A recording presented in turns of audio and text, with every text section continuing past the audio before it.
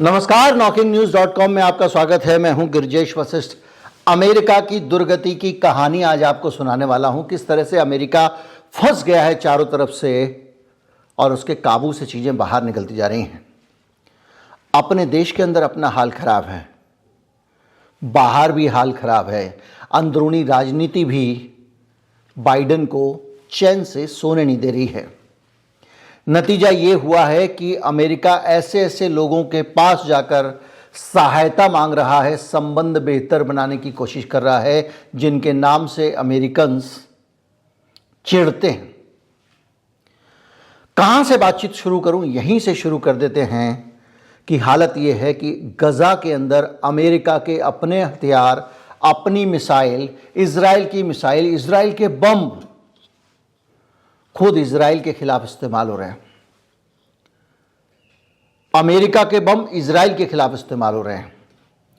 Hamas के लोगों ने, दिवाली याद है आपको? दिवाली पे हम लोग पटाखे चलाते हैं। कुछ बच्चे क्या करते हैं कि जो बगैर जले हुए पटाखे होते हैं उनको निकाल लेते हैं। होता है ना, आपने जैसे बम लगाया और बम में आग लगाई, बत्ती उसकी जो बम की आगे होती है जिसको कहते हैं कि पलीता, पलीते में आपने आग लगाई और आप भाग गए। थोड़ी देर बाद देखते हैं कि वो अगरबत्ती ऐसा सुलग रहा है लेकिन बम तो फूटा ही नहीं भाई साहब। अब आप, थोड़ी बत्ती ज़्यादा होती है तो दोबारा हिम्मत कर लेते हो, लेकिन उसके बाद दोबारा जाने की हिम्मत नहीं होती।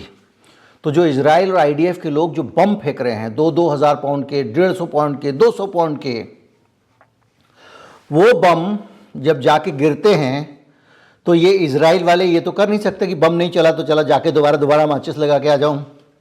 चल गया तो चल गया और नहीं चला तो बच गया। तो हमास वाले क्या कर रहे हैं, उन बम को उठा लेते हैं और फिर उसको खोलते हैं और दिवाली पे जैसे कुछ बच्चे बारूद निकाल के अनार में डाल के अनार बना देते हैं, कुछ लोग बम बना लेते हैं, चमकीली वाली बारूद निकाल के इकट्ठी करके। बचपन में हम लोगों ने बहुत किया, आजकल बच्चे पता नहीं करते हैं कि नहीं करते हैं। हमारे बचपन में हम लोग बहुत करते थे। दिवाली के दूसरे दिन बैठ के बच्चे यही किया करते थे, बहुत सारी चीज़ें मिलाई, इकट्ठी की और एक उसको बारूद निकाल के बम बनाया। तो वैसे ही हमास कर रहा है। इनके बम ले रहा है, बम को खोल रहा है, उसके अंदर के एक्सप्लोसिव निकाल रहा है, बारूद जो भी उसके अंदर पड़ा हुआ है, और उससे बना रहा रॉकेट। और जो अनुमान है कि 750 पाउंड का जो बम होता है उससे सैकड़ों रॉकेट बन जाते हैं। 2-2 हज़ार पाउंड वाले बम लेके वो खोल के अपना सारा उसका मटेरियल निकाल के और बम बना रहे हैं। अभी तक 50,000 रॉकेट वो फेंक चुके हैं इजराइल के ऊपर। अमेरिकी बारूद, अमेरिकी बम, इजराइल के बम, उनका बनाया हुआ रॉकेट इजराइल के ऊपर वापस 50,000। जो डेटा है वो ये कहता है कि 7 अक्टूबर को जो हमला हुआ था हमास का, जो इस सारे बवाल की जड़ है, तब हमास के पास 20,000 रॉकेट थे और अब तक वो 50,000 फेंक चुका है। और ये रॉकेट सारे के सारे जो हमास ने बम छोड़े थे उनकी रिसाइकलिंग से आए हैं। अभी तक वेस्टर्न मीडिया कह रहा था कि ईरान उनको सपोर्ट करता है, ईरान उनको पैसे दे रहा है, ईरान ये करता है, ईरान वो करता है।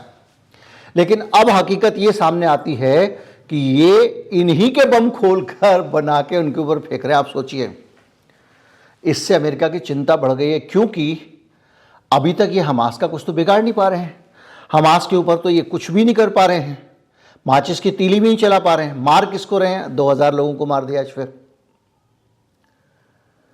वहां घुस जाते हैं गरीब बच्चे, जैसे यहां पे ही होती ना सांप्रदायिकता, आतंकवादी का कुछ नहीं बिगाड़ पाओ तो पड़ोस वाले को पकड़ लो, है ना, उसके खिलाफ प्रदर्शन कर दो, उसका बहिष्कार कर दो। वो बेचारा साइकिल पंक्चर ठीक करता, आज से हम तुझसे साइकिल पंक्चर ठीक नहीं कराएंगे। ये करते हैं लोग। और ये उससे प्रेस नहीं कराना जी, वो तो फला धर्म का है, कर रहे हैं लोग। और जो है उसका कुछ नहीं बिगाड़ पाते हैं। जैसे 84 में जिन लोगों ने मारा था उनका तो कानून ने जो बिगाड़ा, लेकिन उनके जो हैंडलर्स थे उनका बिगाड़ने में कितने साल लग गए। लेकिन जो बेकसूर सिख, जिनका कोई लेना देना नहीं था, जो खुद आतंकवाद के खिलाफ थे, जो आतंकवाद से पीड़ित थे, उनको जिंदा जला दिया गया। उसी तरह से ये लोग वहां कर रहे हैं। गाज़ा पट्टी में मासूमों की जान ले रहे हैं, अस्पतालों में लोगों को मार रहे हैं, रिफ्यूजी कैंप में मार रहे हैं, और यह सिलसिला लगातार चल रहा है। लेकिन अब हालत यह है कि हमास का इतने सबके बावजूद कुछ नहीं बिगाड़ पा रहे हैं, और वो उल्टा इन्हीं के हथियारों को रिसाइकल करके इन पे हमले कर रहा है, रॉकेट बना बना के, और इनको समझ में नहीं आ रहा है क्या करें। उधर हूती ने हालत ख़राब की हुई है, और जॉर्डन में तो और भी बुरा हाल है। जॉर्डन में तो अमेरिका के अपने सैनिक मार दिए इन्होंने। वहाँ एक सैनिक अड्डा बनाया हुआ है जहाँ इनके 20,000 से ज़्यादा सैनिक हैं, जो अलग अलग तरह की कार्रवाइयाँ इराक में, सीरिया में, सब जगहों पे करने के लिए इकट्ठे करके छोड़े हुए अमेरिका ने। वहाँ पे इनके लोग उड़ गए, और ये लोग अमेरिका क्या कर रहे थे, ये सोच रहे थे अच्छा ये तो अपने भाई का बम होगा किसी का, ये अपना फ्रेंडली टाइप का ड्रोन लगा, उनको ड्रोन था और ये फ्रेंडली ड्रोन समझते रहे, और 3 सैनिक मार के चला गया। अब कह रहा है बाइडन मैं बदला लूँगा, ये लूँगा वो लूँगा, लेकिन हालत ख़राब है। दूसरी तरफ हूती विद्रोहियों ने अमेरिकन और इजरायली जहाज़ों को टारगेट कर करके हिला दिया है। अभी तक कई एक्सीडेंट हो चुके हैं इनके विमानों पे हमला करने के। अमेरिका अपना विमान वाहक पोत लेकर पहुंच गया वहां पर, लेकिन वो हूतियों को काबू नहीं कर सका। खुद अमेरिका से पूछा गया भैया बताओ ये जो आपने किया है, जो आप स्ट्राइक कर रहे हो, जो आप बम गिरा रहे हो वहां पे यमन में, आप बताओ उससे क्या आप आतंक कुछ काबू कर पाए? बोले पता नहीं। बोले क्या भविष्य में ऐसे हमले रुकेंगे? बोले पता नहीं। उनसे अच्छा तो काम भारत कर रहा है कि जाके पाकिस्तानियों को छुड़ा रहा है। और ये सब चल रहा है, इस बीच में अमेरिका क्या कर रहा है? अमेरिका सकपकाया हुआ सा चीन बाबू के पास पहुंच गया है। अभी 12 घंटे की मीटिंग हुई है चीन के और उनके जो सलाहकार हैं उनके बीच में, चीन और अमेरिका के। नेटो तंतुनाया हुआ है, मतलब जेन सुवलिन और चाइनीज वांग यी, इनके बीच में बैठक हुई है, और उन्होंने 12 घंटे की बैठक में कई अहम मुद्दों पर चर्चा की, और ये प्रेस कॉन्फ्रेंस में बाकायदा ऐलान किया गया है कि भाई वीकेंड में ये बैठक हुई थी। चीन को फुसला रहा है भाई बीच का रास्ता निकलो, झगड़ो नहीं। चीन ने कह दिया देखो भाई ऐसा है, चीन के मामले में वन चाइना थ्योरी है हमारी, आप संयुक्त राष्ट्र में वन चाइना थ्योरी को सपोर्ट करते हो, तो ताइवान को क्यों उकसा रहे हो आप? जिनको नहीं पता है छोटे में बता दूं, वन चाइना फिलॉसफी ये है कि एक ज़माना था जब माओ ने क्रांति की, तो वहाँ पर जो दक्षिणपंथी फोर्सेस थीं, वो दक्षिणपंथी फोर्सेस जो उस वक्त सत्ता में काबिज थी जो पार्टी, उसके लोग कम्युनिस्ट पार्टी वालों से डर के या इनसे घबरा कर, जो सत्ताधारी पार्टी थी, जब जनता ने क्रांति की तो इन लोगों ने पलायन करना शुरू किया, और भागते भागते चीन के ही एक हिस्से जिसको ये ताइवान कहते हैं, वहाँ पर जाकर ये बस गए। चूँकि बीच में समंदर था तो चीनियों की एक सीमितता थी कि समंदर पार करके वो इनको वहाँ नहीं खदेड़ सकते थे। तो जब ये उस टापू पे बस गए तो इन्होंने वहाँ जाके घोषणा कर दी कि हम ही असली चीन हैं, और ये जो सामने वाला है ये नकली चीन है, जो माओ वाला, जो बड़ा वाला चीन है, जो मेनलैंड चाइना है, ये घोषणा कर दी। तब से ताइवान बना हुआ है। फिर बाद में कुछ उदार नेता है कम्युनिस्टों के, तो उन्होंने कहा कोई नहीं, तुम भी रहो हम भी रहते हैं, हम आपको जो है वो स्वतंत्रता ये दे देते वगैरह वगैरह। लेकिन अंतर्राष्ट्रीय स्तर पे वन चाइना पॉलिसी को भारत ने भी, अमेरिका ने, सबने संयुक्त राष्ट्र में रिकॉग्नाइज किया, कहा कि ये है चीन का ही हिस्सा, इसके अंदर एक ऑटोनोमस बॉडी है। लेकिन अमेरिका जो है उसकी जो स्पीकर है नैन्सी पेलोसी, वो पहुंच गई, कभी वहाँ बैनर लहरा दिया ताइवान को फ्री करो वगैरह वगैरह। तो ये ताइवान को भड़का रहे हैं। ताइवान को इसलिए भड़का रहे हैं कि ताइवान और चीन के बीच से एक बड़ा समुद्री मार्ग निकलता है, वो समुद्री मार्ग बड़ी मदद करता है जापान, कोरिया वगैरह को व्यापार करने में। तो चाइना अगर उस मार्ग, अभी भी उसका कब्जा है, वो जरा भ्रुकुटी टेढ़ी कर देता है तो इन लोगों के लिए समस्या खड़ी हो जाती है। जैसे यहाँ पे लाल सागर में कर दिया तो सुएज कैनाल का रूट पूरा गड़बड़ा गया है। तो अमेरिका चाहता है कि चीन को किसी तरह का टेंशन दे के रखे। तो वो ये कह रहा है बार बार, चीन आप ताइवान से बात क्यों करते हो? वो तो हमारा एक ही घर है ना। अगर आपके घर में 12 कमरों के मकान में एक लड़का ये कहे एक कमरे में रहता, वो कहता है मैं न्यारा हूं, तो दादाजी कह रहे हैं एक ही फैमिली है, आपने हमको हमेशा से एक ही फैमिली मांगना है, तो आप इसके साथ में अलग से रिश्ता क्यों रखते हो? शादी का कार्ड आएगा तो एक आएगा, उसको अलग से क्यों दे रहे हो? और उस वजह से ताइवान जो है वो, अब उनको लगता है कि ताइवान और भारत से अगर चीन का पंगा होता रहेगा तो उनको कुछ ना कुछ सप्लाई वप्लाई ये सब में आसानी रहेगी, एक विकल्प मिल जाएगा चीन का। बहरहाल तो चीन ने उनसे कहा कि भाई साहब ये वन चाइना पॉलिसी आपको माननी पड़ेगी, जिसको ये हाँ जी अमेरिका करके आ गया है। अब हो ये रहा है कि जो सहयोगी देश हैं वो गुस्से में, उनका कहना है कि चीन तेजी से तो अपनी मिलिट्री ताकत बढ़ा रहा है, पूरी दुनिया में अपने अड्डे पैदा कर रहा है, व्यापार में भी बढ़ता जा रहा है, सब कुछ करता जा रहा है। अमेरिका तुम वहां क्यों जा रहे हो? नेटो के देश कह रहे हैं, नेटो कह रहा है भाई साहब, स्टोल्टेनबर्ग का बयान है ये, कि आप जो है वो चीन से क्यों दोस्ती कर रहे हो, और खबरदार हमको धोखे में रख के तुम चीन के नजदीक मत जाना। क्यों मत जाना? बोले इसलिए मत जाना, माना कि तुम बहुत बड़ी अर्थव्यवस्था हो, लेकिन तुम दुनिया के अगर 25% अर्थव्यवस्था है तुम्हारे पास में, 25% जीडीपी तुम्हारे पास है, 50% जीडीपी हमारे पास है, हम तुमसे बड़ी ताकत हैं। इसलिए खबरदार चीन से कोई भी बात करोगे तो हमसे मंत्रणा करके करना, क्योंकि नाटो के मेंबर हो आप। अभी तक अमेरिका नाटो के मेंबर्स को टर्म डिक्टेट करता था, अब नाटो के मेंबर अमेरिका को आंख दिखा रहे हैं।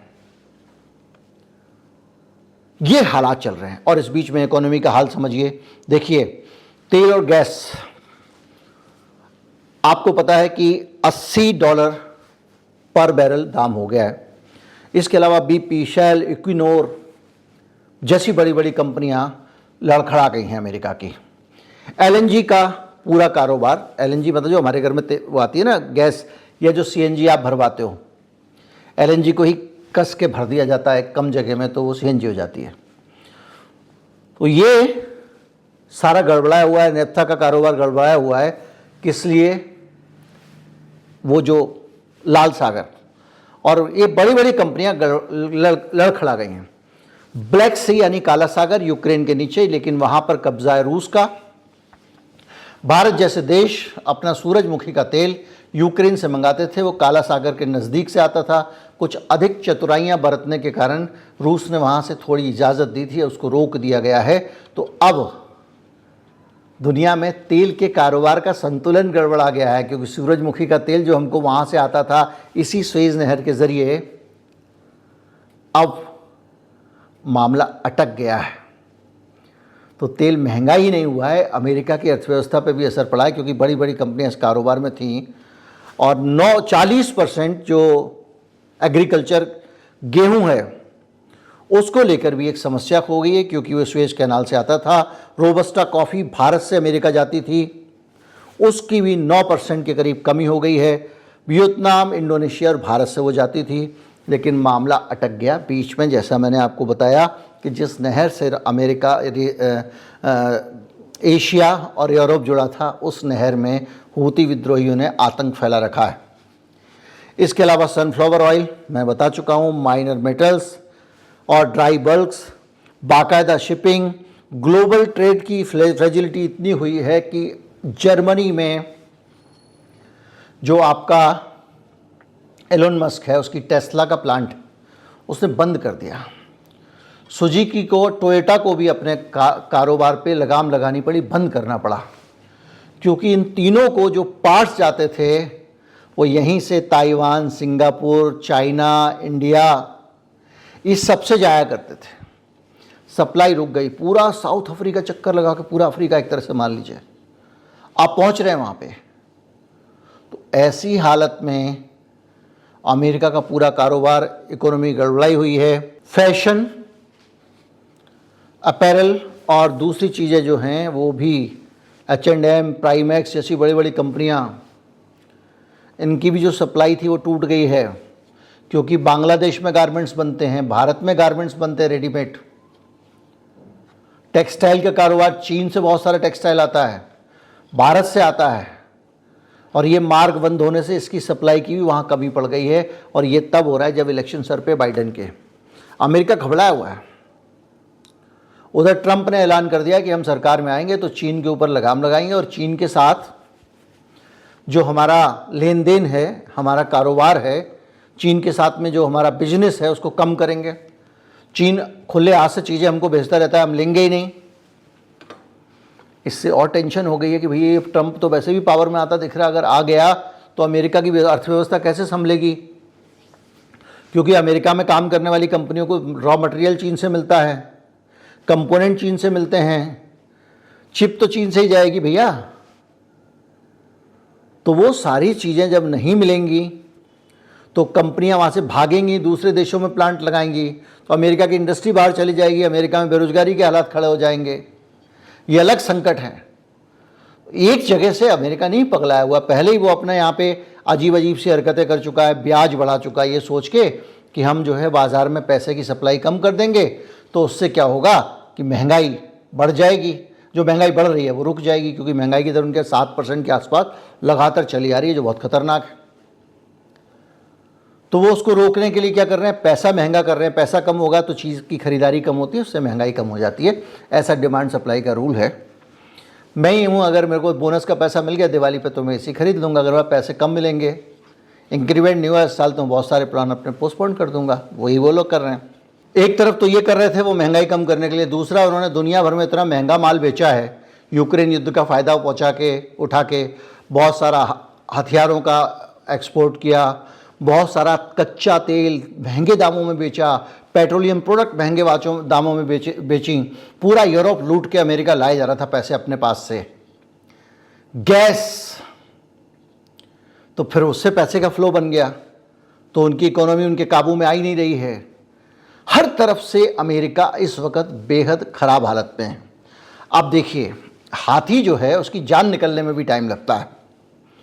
तो आज अमेरिका कमज़ोर होता दिख रहा है। अब ये मत मान लीजिए कि वो अगले महीने उसका कुछ हो जाएगा, लेकिन एक डिक्लाइन दिख रहा है जो लगातार चल रहा है और उसके दूर होने की कोई गुंजाइश नहीं है।